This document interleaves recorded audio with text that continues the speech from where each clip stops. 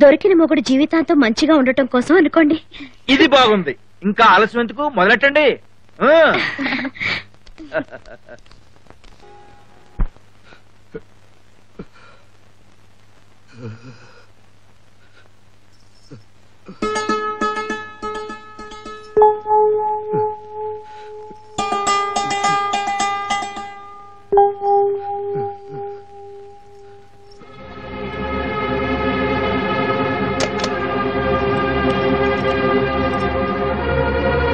Hello, రండి doctor.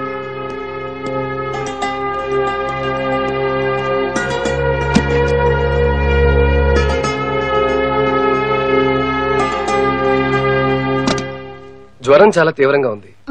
2 టాబ్లెట్లు చొప్పున ప్రతి 4 గంటలకి రాత్రంతా మందులు ఇవ్వండి. తెల్లారేసరికల్లా తగ్గిపోతుంది. ఏం కంగారు పడాల్సిన అవసరం లేదు.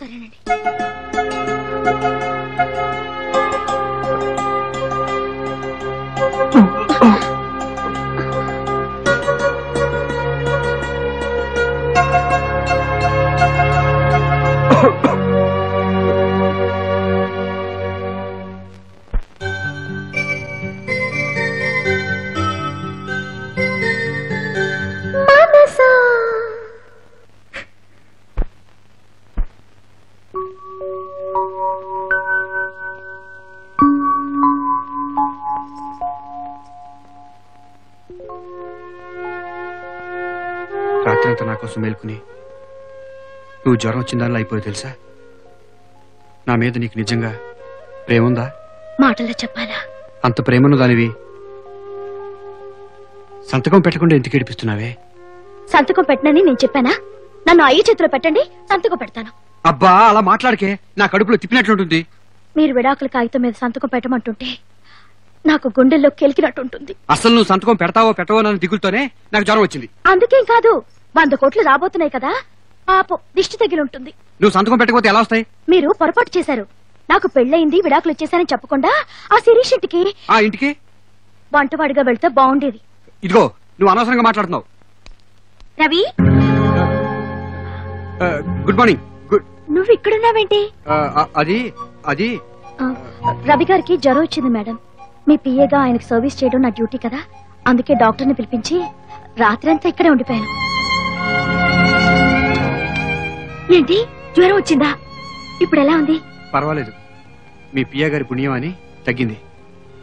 నా ఉడ్బి పట్ల ఇంత శ్రద్ధ చూపినందుకు ఎలా థ్యాంక్స్ చెప్పాలో, మీ రుణం ఎలా తీర్చుకోవాలో అర్థం కావడం లేదు. ఆయనకు కూడా అదే అర్థం కావట్లేదు పాపం.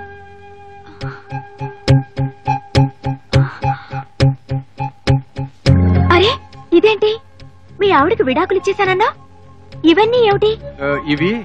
ఇవి ఆవిడకి విడాకులు ఇచ్చేశారు కానీ ఆవిడ వస్తువులు కాదు కదా, ఆవిడ జ్ఞాపకాలుగా అట్టే పెట్టుకున్నారేమో. అంటే విడాకులు ఇచ్చేసినా ఆవిడ్ని మర్చిపోలేదా రవి? అబే, అదేం లేదు, టోటల్ గా మర్చిపోయారు.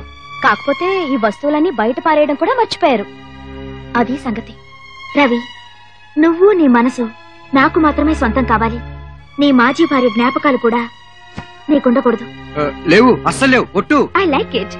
రాజీ, పద వెళ్దాం. రవి, నీ హెల్త్ జాగ్రత్త. అలాగే. ఒక నిమిషం మేడం, ఏ టాబ్లెట్స్ ఎప్పుడు వేసుకోవాలో చెప్పొస్తాను. ఓకే. అమ్మయ్యా, రక్షించావు. నువ్వే నా భార్యని ఎక్కడ తెలిసిపోతున్నానని హడాలు తెచ్చాను. థ్యాంక్స్. ఎంత పొరపాటు చేశారండి. భార్యకి విడాకులు ఇచ్చేశానని చెప్పే బదులు భార్య చచ్చిపోయిందని చెప్పుండాల్సింది.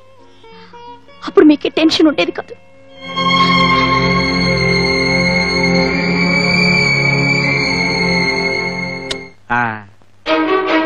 ఇవాళ మమ్మల్ని కాదని నువ్వు కోర్టుకెడితే అందరం కట్టగట్టుకుని చస్తాం. అవే మాటలు మావగారు. కోర్టు నుంచి సమ్మన్లు వచ్చాక వెళ్ళకపోతే ఎలా కుదురుతుంది? కోర్టుకెళ్ళినా నువ్వు విడాకులు ఇవ్వడానికి ఒప్పుకోకమ్మా.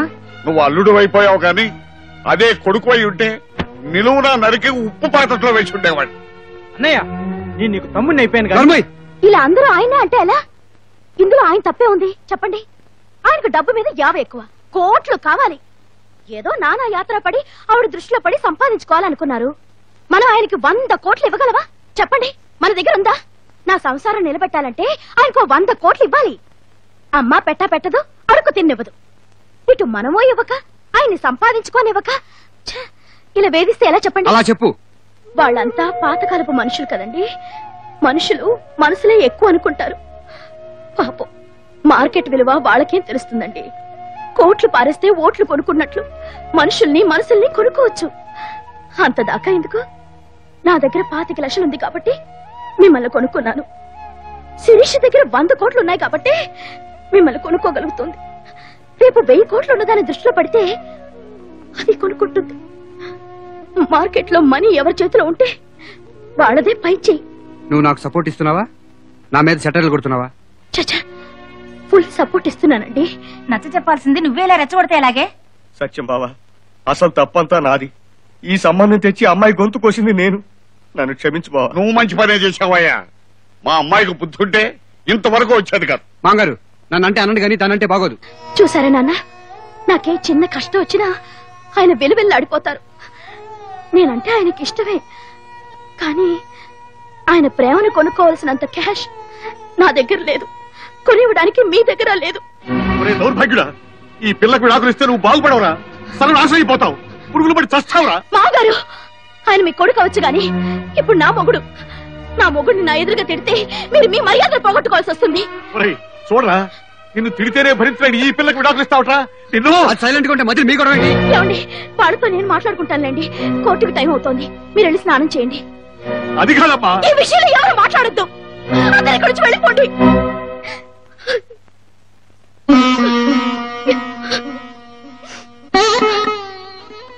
వచ్చాయి వెళ్దాం పదండి.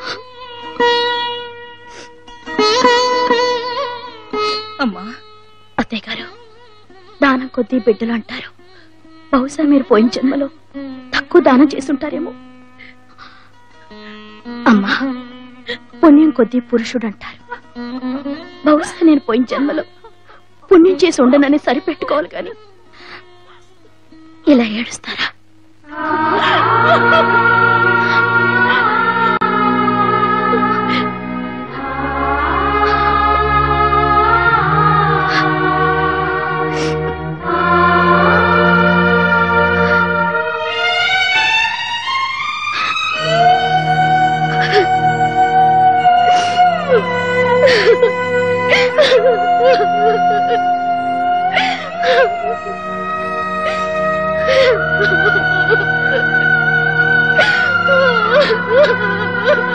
రాజీ, వస్తున్నానండి. అదేంటండి అలాగా తల తుడుచుకోవడం?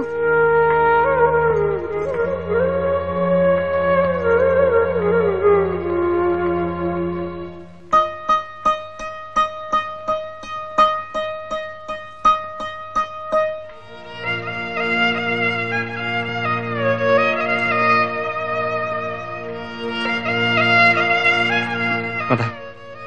ఏమండి,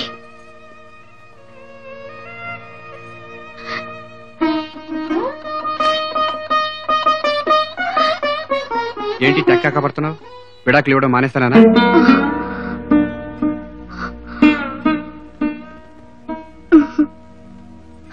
విడిపోవడానికి కలిసి వెళ్తున్నావు. తమాషాగా ఉంది కదా? దా. రాజేశ్వరి గారు, రాజేశ్వరి గారు, రాజేశ్వరి గారు.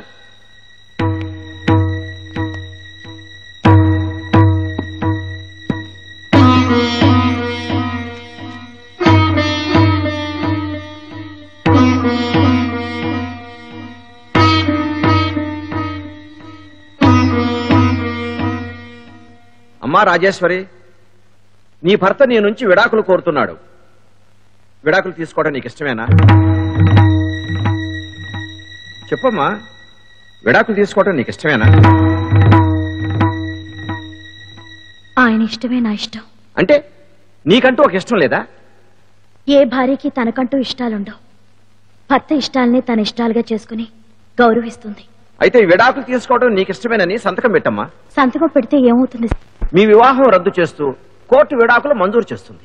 రద్దు చేస్తున్నాం అంటున్నారే, అసలు మేము భార్యాభర్తలమని ఎలా తెలుసు సార్? మీ ఇద్దరికి పెళ్లి చేసినట్టు మీ పెద్దలు చెప్పారు. సార్, కోర్టులో ఏం మాట్లాడాలో ఏం మాట్లాడకూడదో నాకు తెలియదు. మీ అమ్మాయి మీతో మాట్లాడుతుంది అనుకుని నేను చెప్పేది వింటారా సార్? చెప్పమ్మా. మాది సంతకాల పెళ్లి కాదు సార్, నమ్మకాల పెళ్లి. మా అమ్మ నాన్న ఎవరో దారిని పోయే దానైనా తెచ్చి, అమ్మా ఇతనే నీ భర్త, ఇక నుంచి తల్లి తండ్రి దైవం స్నేహితుడు శ్రేయోభిలాషి అన్నీ ఇతనేనని చెప్తే నేను మనస్ఫూర్తిగా నమ్మాను సార్.